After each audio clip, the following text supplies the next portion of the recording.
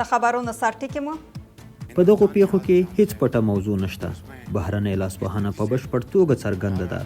د طالبانو او هند د نږدې کېدو په اړه د شهباز شریف توند غبرګون. د پاکستان لومړي وزیر له هند سره د طالبانو اړیکې په دغه هېواد کې د ترهګریزو بریدونو د زیاتوالي لامل وبللې او د پایلو په اړه یې خبرداری ورکړی. د طالبانو ګواښ ته د پاکستان د دفاع وزیر غبرګون. خواجه محمد وايي له افغانستان سره د سوداګرۍ پرې کول به اسلام آباد ته زیان ونه رسوي. د طالبانو په وړاندې د استرالیا نوی ګام. د بشري حقونو د څار ډله وايي ښایي استرالیا له طالبانو په وړاندې نوي بندیزونه ولګوي.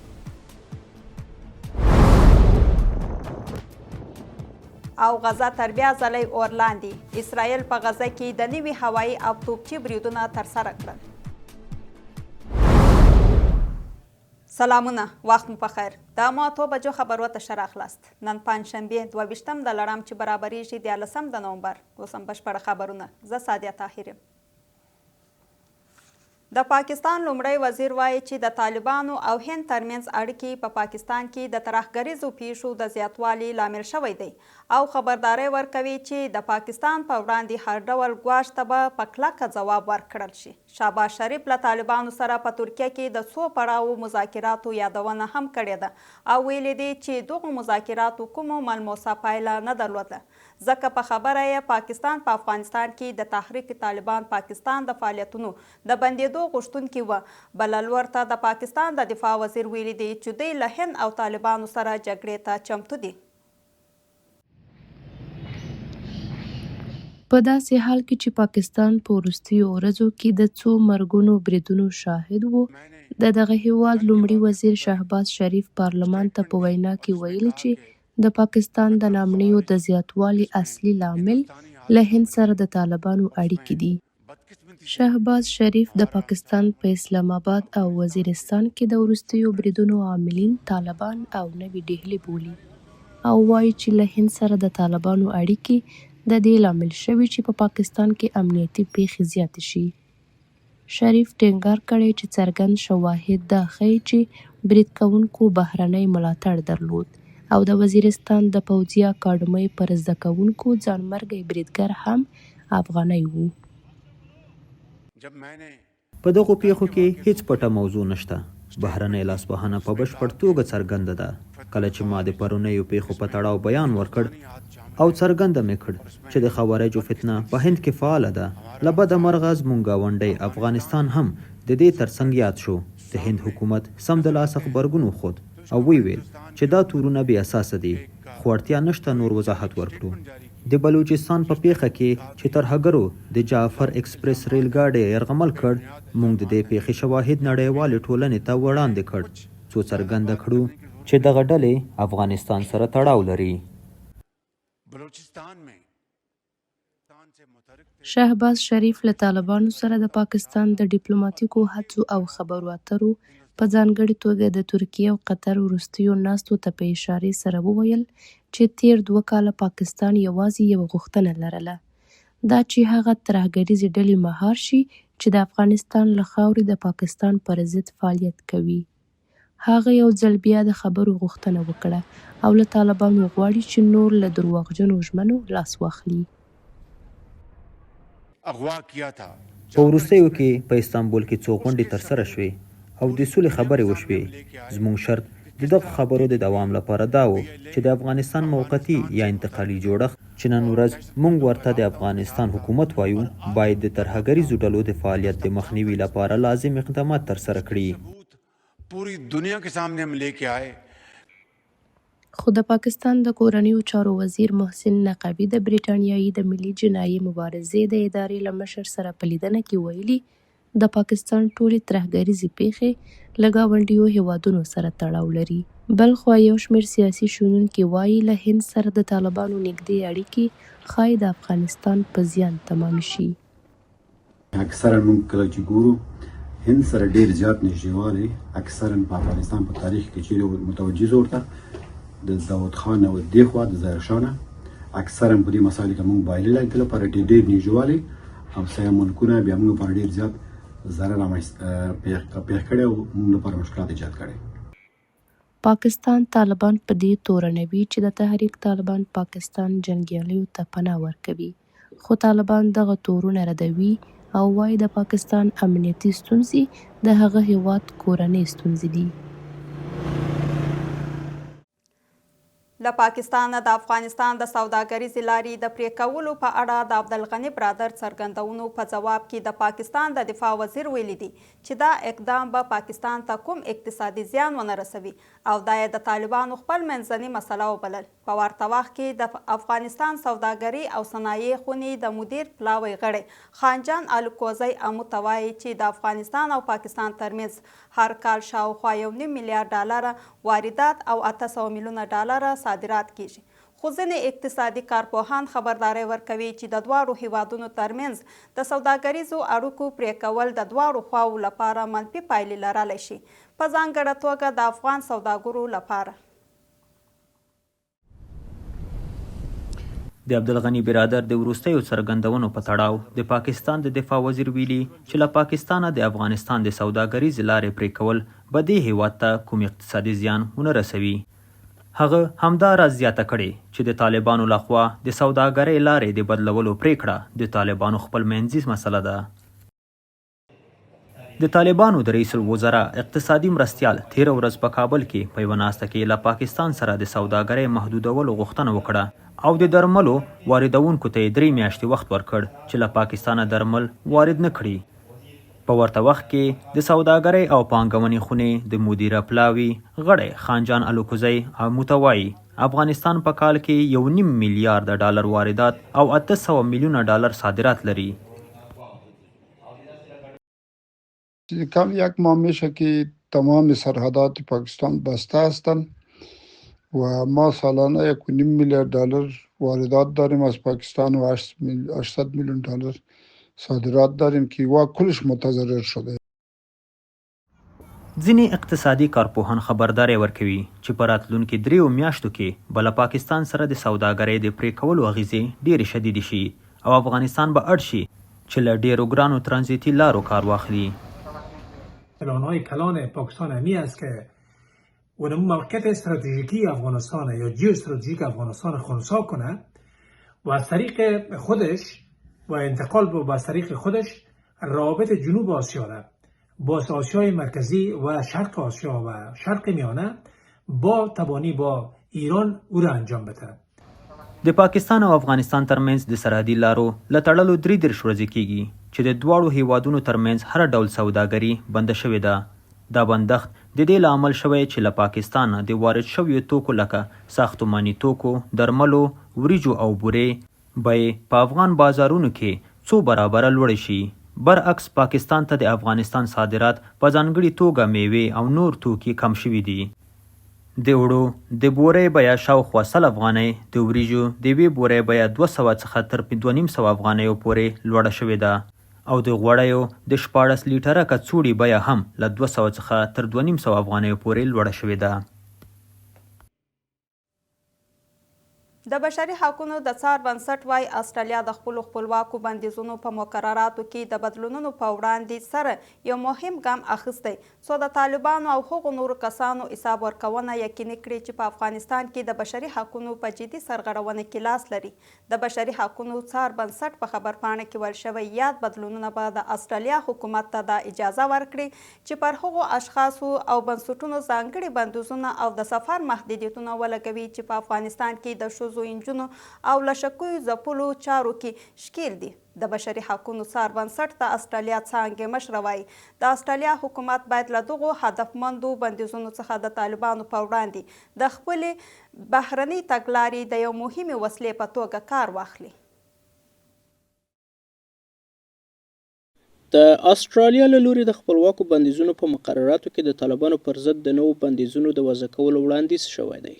د بشري حقوقو څار بنسټ د اقدام د طالب چارواکو او کسانو ته چې په افغانستان کې د بشري حقوقو د نقض په قضیو کې لاس لري د حساب ورکونې په لور یو مهم ګام بللی دی.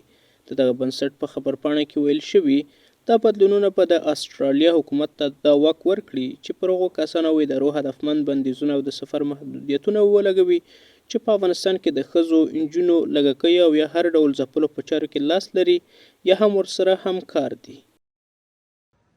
د استرالیا حکومت د 1404 کال د لړم په 8 نیټه اعلان وکړ چې د افغانستان په اړه د خپلواکو بندیزونو د مقرراتو د اصلاح وړاندیزونو په اړه مشورې پای ته رسیدلې دي.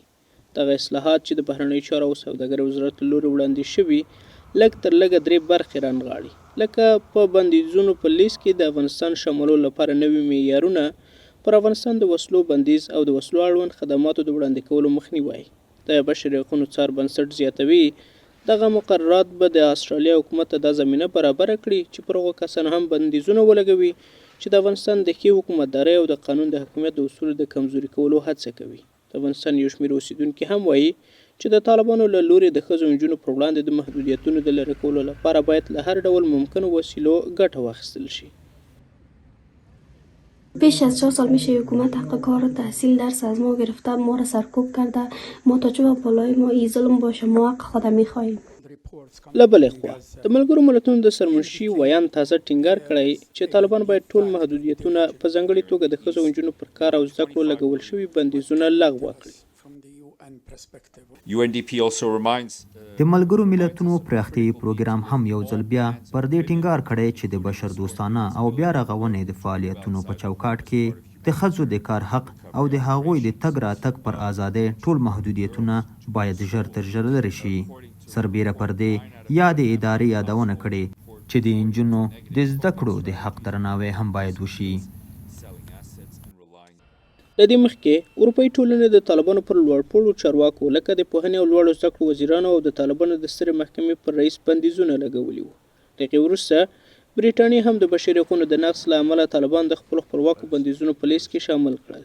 طالبانو واک ته له رسېدو وروسته په افغانستان کې د ښځو او نجونو پر حقونو بریدونه زیات کړي دي. هغه اقدام چې د ملګرو ملتونو د کارپوهانو په وینا ښایي د جنسیتي ځورونې تر عنوان لاندې د بشریت پر ضد جنایت وبلل شي.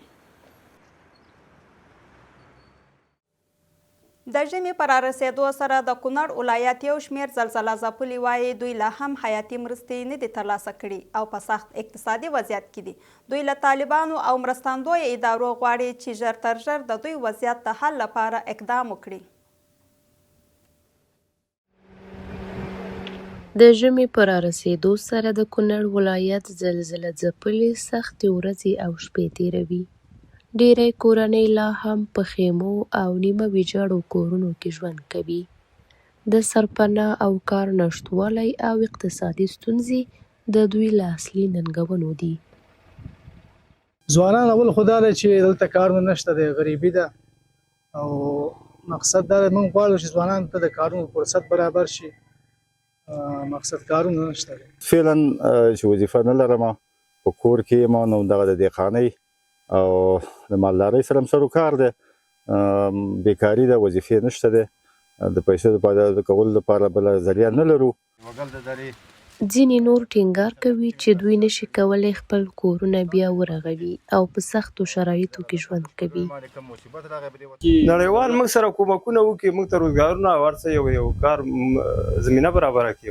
کورونه ټول خو تاسو په ژوندۍ بڼه موږ ولیدل چې ټول کورونه نړېدلي دي، بېرته د موږ د جوړولو توان نه لرو او ناست یو د الله درګاه ته وخت ساعت تېروو. زلزله ځپلي له طالبانو او مرستندویه ادارو غواړي چې ژر تر ژره د دوی د وضعیت د حل لپاره اقدام وکړي تر څو په ساړه ژمي کې د ناورین مخه ونیول شي او دوی ته د کارموندنې پروګرامونه هم برابر شي. د ارزګان ولایت د چورې ولسوالۍ ځینې اوسیدونکي وایي روغتیایي خدمتونو ته لاسرسی نه لري. دوی زیاتوي که څه هم دوی په سیمه کې څو فعاله روغتیایي مرکزونه شته دي خو هلته نه مسلکي ډاکټره شته او نه ناروغانو ته درملنه ورکول کیږي. په ارزګان کې دا کورنۍ وایي د خوړو او د څښاک اوبو د نشتوالي د سختو ننګونو سربیره د طبي خدمتونو نشتوالي هم د دوی ژوند ستونزمن کړی دی. د ارزګان ولایت د چورې ولسوالۍ د کلا کلا کلي اوسیدونکي وایي د دوی په کلي کې یو فعال روغتیایي مرکز شته خو هلته نه مسلکي ډاکټر شته او نه ناروغانو ته درمل نه ورکول کیږي. کلینیک ته چې ولاړ سم 15 دانې دای ګولۍ راکوي، هغه اول خو پارچه نه راکوي چې بیا پارچه راکوي وایي ستا دوا وایي موږ نه لرو مور 15 ګولۍ راکوي. زه په هغه 15 ګولۍ زه ولکه میاشته کېږي یا ولکه په پوهېږم یا ولکه یې پیدا راته کړي.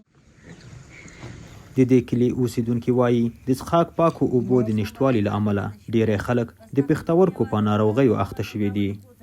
یو زوی مې 9 کال دی مریض دی، نږدې 15 لکه پوره وړي، اوس راپسې دی، وایي لور په پور کې راکړه. دا هم ډېره سخته ده چې موږ تر پور لاندې دغونې قدر نه لرو چې ویې خورم. مېړه مې په دغه حال دی، لاسه نه کوونې په غاړه کې لیدلی، خپله د بل مزدوري کوم، د دوی د ماښام ډوډۍ راوړم. دا وخت راغلی چې د کورونو مې ډوډۍ راټوله کړې ده، راوړې مې ده د خپل اولادو ته. د دې کلي ځینې نور اوسیدونکي له ډیر درده ژاړي، خو د درملنې لپاره چاره نه لري. محمد اسلم چې له 2 کلونو راهیسې د ملا په ناروغۍ اخته دی، د تګ او حتی د ناستې توان یې له لاسه ورکړی دی. ډوډۍ در وس نه لرم چې واخلم، اولاد یې تر واده 2 ور عملیات شوه، نه کلینیک لرو، نه شی نه رسېدګي ورته کېږي، نه د کریا لرو چې یو کریا هم برابر نه و، نه د اوبو چې څنګه وباسه چې چېرته واس یوه بشکه نه راماسته کېږي، نه د خوراک شي، نه غریبي شي، نه مزل شي. نو زه په شاء الله زړه دا ګرم سمندر بدر خاکې بسات. ناسمه تغذیه، د څښاک ککړې اوبه او د خوړو کمښت هغه اصلي عوامل دي چې د ارزګان د اوسیدونکو ترمنځ یې جدي روغتیایي ستونزې رامنځته کړي دي. هغه خلک چې په دوامداره توګه حتی لومړنیو طبي خدمتونو ته لاسرسی نه لري.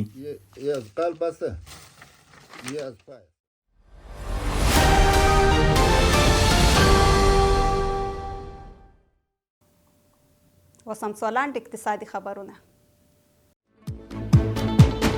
د پنجشیر د پارنده برېښنا تولیدي فابریکه پرانیستل شوه. دغه فابریکه د 4 میګاواټو برېښنا د تولید وړتیا لري او تر یو حده به د سیمې د اوسیدونکو د برېښنا ستونزې هوارې کړي. د طالبانو د رئیس الوزرا اقتصادي مرستیال د دغې فابریکې د پرانیستې په مراسمو کې وویل د برېښنا په برخه کې ځان بسیا کېدل د طالبانو له اساسي لومړیتوبونو څخه دي او په دې برخه کې بنسټیزې هڅې روانې دي.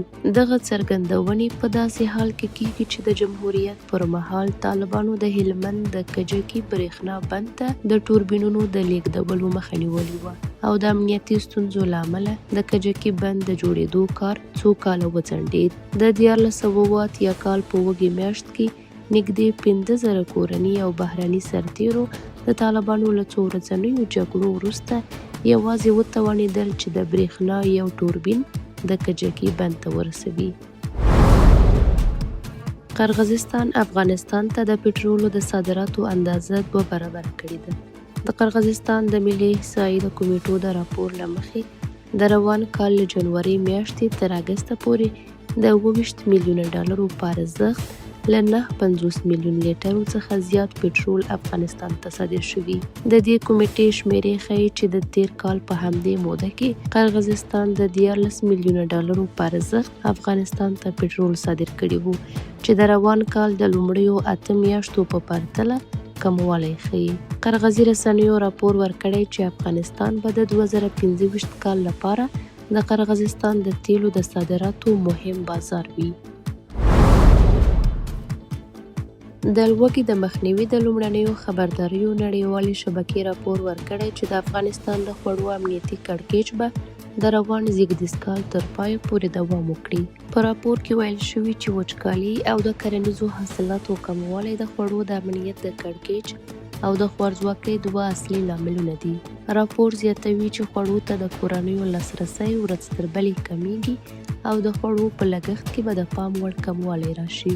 دغه شبکې لیکلي چې د فاریاب، دایکندي او غور ولایتونه هغه سیمې دي چې تر ټولو ډیر د وچکالۍ له امله اغیزمن شوي او له دې سره سره دا سیمې له ایران او پاکستانه د ډیرو راستنېدونکو کډوالو د ځای پر ځای کېدو شاهدان دي او له همدې امله په دغه ولایتونو کې د بیکارۍ کچه لوړه شوې ده.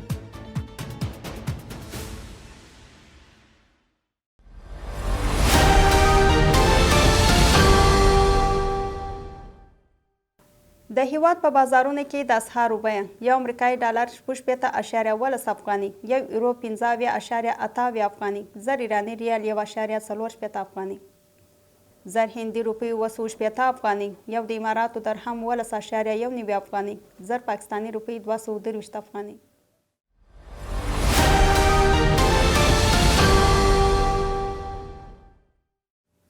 اوس هم د بهرني خبرونو په برخه کې په داسې حال کې چې د غزې په ټرانګه کې د رسمي اوربند دوام خبرې کیږي، خو اسرائیل پوځ لا هم پر دغې سیمې خپل بریدونه جاري ساتلي دي.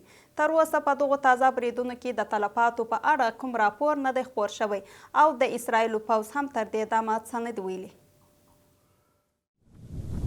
د اسرائیلو او حماس ترمنځ د اوربند له اعلان څخه باندې یوه میاشت تېرېږي، خو د غزې پر بېلابېلو سیمو د اسرائیلو هوایي او توپچي بریدونه لا هم دوام لري. د الجزیرې د راپور له مخې د اسرائیلو جنګي الوتکو نن د شمالي غزې د بیت اللحیه سیمه، د غزې ښار ختیځې سیمې او همدارنګه د سویلي غزې خان یونس ښار په نښه کړي دي. په خان یونس کې د هوایي بریدونو ترڅنګ د توپچي بریدونو راپورونه هم ورکړل شوي دي. د غزې د روغتیا وزارت وایي چې د اکتوبر له 10مې را په دې خوا چې اوربند عملي شوی، لږ تر لږه 245 فلسطینیان د اسرائیلي بریدونو له امله وژل شوي او 627 تنه نور ټپیان دي. ورته مهال په تېرو څو ساعتونو کې د ژیړې کرښې ترڅنګ چې د اسرائیلو تر کنټرول لاندې د سویلي غزې پوله ده څو نوي بریدونه شوي دي. له بلې خوا ملګرو ملتونو یو ځل بیا غوښتنه کړې چې د انساني مرستو د رسیدو په وړاندې ټول خنډونه لرې شي څو د غزې خلکو ته ژوند ژغورونکې مرستې په کافي اندازه ورسیږي. The distribution of shelter and winter supplies is scaling up. په داسې حال کې چې د ژمي لپاره د سرپناه اړوند توکي او اړینو وسایلو ویش زیات شوی، خو اړتیاوې لا هم پراخې دي او د دې اړتیاوو د پوره کولو لپاره باید ډېرې زیاتې مرستې غزې ته ورسیږي. Since November 6th. بلخوا په لویدیځه غاړه کې د اسرائیلي ځواکونو له لوري د نیونو او یرغلونو نوې څپه پیل شوې ده. د وفا خبري اژانس د راپور له مخې د اسرائیلو پوځ طولکرم ښار ته نږدې او د الخلیل په سویل کې 25 فلسطینیان نیولي دي. ورته مهال د غزې د لویدیځې غاړې اسرائیل میشتو پر یو جومات هم برید کړی دی. د راپورونو له مخې بریدګرو د جومات په دروازه کې اور لګونکي مواد توی کړي او پر دیوالونو یې د نژاد پالنې شعارونه لیکلي دي. د سیمې اوسیدونکو د اور د خپرېدو مخنیوی کړی دی. هذا هو حال بلدة سنجل وليالي بلدة سنجل. دا د سنجل ښار حالت دی او دا د سنجل شپې دي. د سنجل په سویل کې د ښارګوټ میشتو ترهګرو ډلو لخوا د بریدونو لړۍ روانه ده. بل لور ته د تاوتریخوالي د زیاتېدو له امله د امریکا د بهرنیو چارو وزیر مارکو روبیو خبرداری ورکړی چې د ښارګوټو د اوسیدونکو بریدونه کولی شي د غزې د اوربند د دوام هڅې له خطر سره مخ کړي.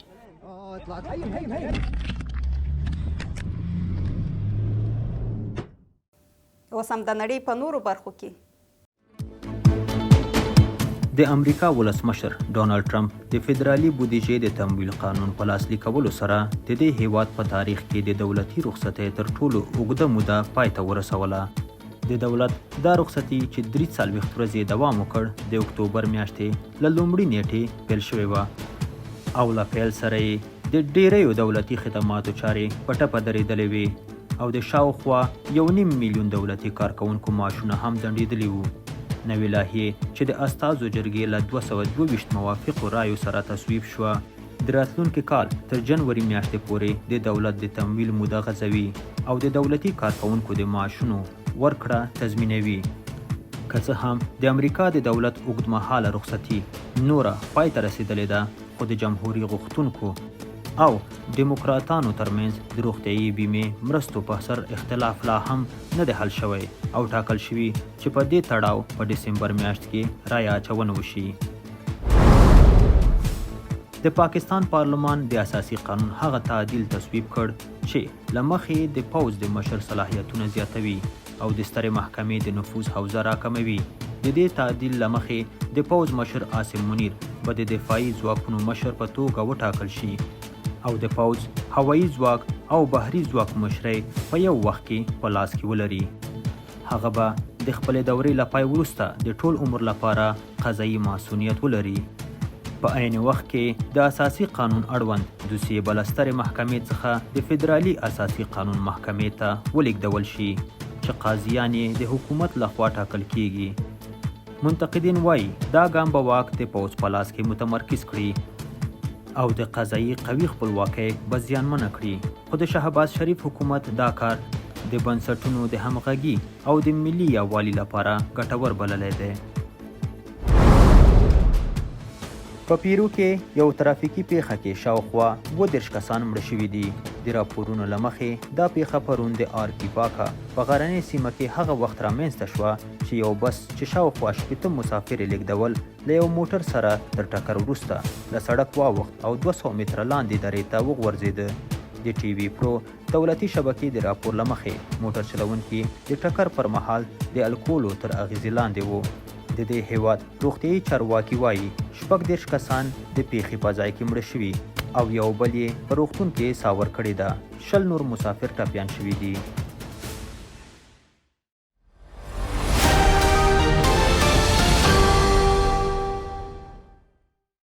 د لوبو نړۍ.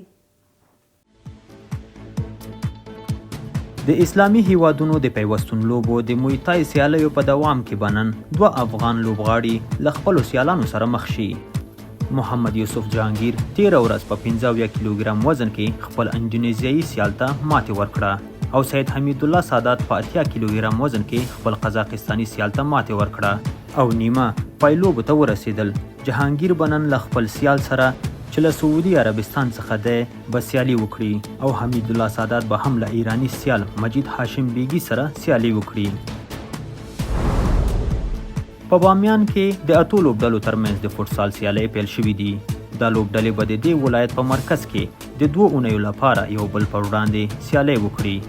په لومړۍ لوبه کې د سعادت ځوانان او وحدت ځوانانو لوبډلې له یو بل سره مخامخ شوي چې د سعادت ځوانانو د 4-0 په توپیر سره بریا خپله کړه. په ننګرهار کې د لسګونو لوبډلو ترمنځ د والیبال سیالۍ ترسره شوې. په دې سیالیو کې 13 لوبډلو په مومندرې ولسوالۍ کې د 1 میاشتې لپاره سیالۍ وکړې. په وروستۍ لوبه کې مومندرې لوبډلې د هزارناو غوره شوي لوبډلې ته د 3-0 په توپیر ماتې ورکړه او اتلوله یې وګټله او د جایزې په توګه یې یو موټر سایکل ترلاسه کړ. ګرانو لیدونکو دا وه زموږ د نن شپې خبرونه او اوس تاسو ته بلنه درکو تر څو د امو تلویزیون د نورو خپرونکو لیدونکي پاتې شي. د کره او تازه خبرونو لپاره زموږ ویب سایټ امو ټي وي ته ولاړ شي او د امو په نوم زموږ ټولنیزې شبکې در سره وڅارئ. الله پامان.